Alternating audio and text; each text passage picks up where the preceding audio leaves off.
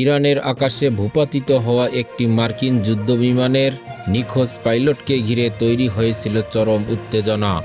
শেষ পর্যন্ত ঝুঁকিপূর্ণ ও জটিল এক অভিযানের মাধ্যমে তাকে উদ্ধার করেছে যুক্তরাষ্ট্র, যা সাম্প্রতিক সময়ের অন্যতম সাহসী সামরিক অভিযান হিসেবে দেখা হচ্ছে।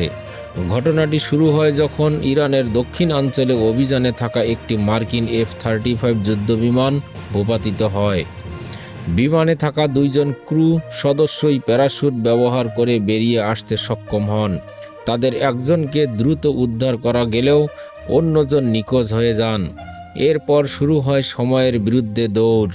নিখোঁজ পাইলটকে খুঁজে বের করতে যুক্তরাষ্ট্র জরুরি ভিত্তিতে কমব্যাট সার্চ অ্যান্ড রেস্কিউ নামে বিশেষ উদ্ধার অভিযান শুরু করে।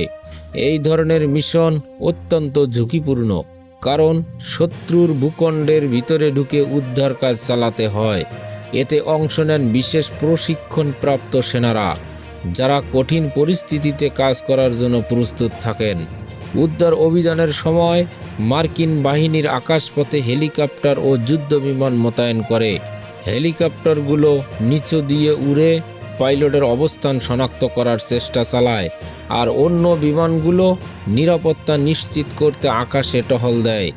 এদিকে ধারণা করা হয় পাইলট ইজেক্ট করার সময় আহত হয়েছিলেন এবং শত্রুদের চোখ এড়িয়ে লুকিয়ে থাকার চেষ্টা করেছিলেন। মার্কিন প্রেসিডেন্ট ডোনাল্ড ট্রাম্প জানিয়েছেন, উদ্ধার অভিযানের পুরো সময় জুড়ে ওই পাইলটের অবস্থান নিবিড়ভাবে পর্যবেক্ষণ করা হচ্ছিল। তিনি বলেন, পাইলটটি শত্রুদের নিয়ন্ত্রণাধীন দুর্গম এলাকায় ছিলেন এবং তাকে খুঁজে পেতে প্রতিপক্ষ সক্রিয় ছিল। বিভিন্ন সূত্রে জানা গেছে, এই উদ্ধার অভিযানের সময় কিছু এলাকায় সংঘর্ষের ঘটনাও ঘটে। এমনকি একটি মার্কিন ড্রোন ভূপাতিত করার দাবিও করেছে ইরানের ইসলামিক বিপ্লবী গার্ড বাহিনী। কিছু ভিডিওতেও দেখা গেছে হেলিকপ্টারের দিকে গুলি ছোড়া হচ্ছে। তবুও সব বাধা পেরিয়ে শেষ পর্যন্ত পাইলটকে নিরাপদে উদ্ধার করা সম্ভব হয়। বিশেষজ্ঞদের মতে, এই ধরনের পরিস্থিতিতে পাইলটদের আগে থেকেই বিশেষ প্রশিক্ষণ দেওয়া থাকে।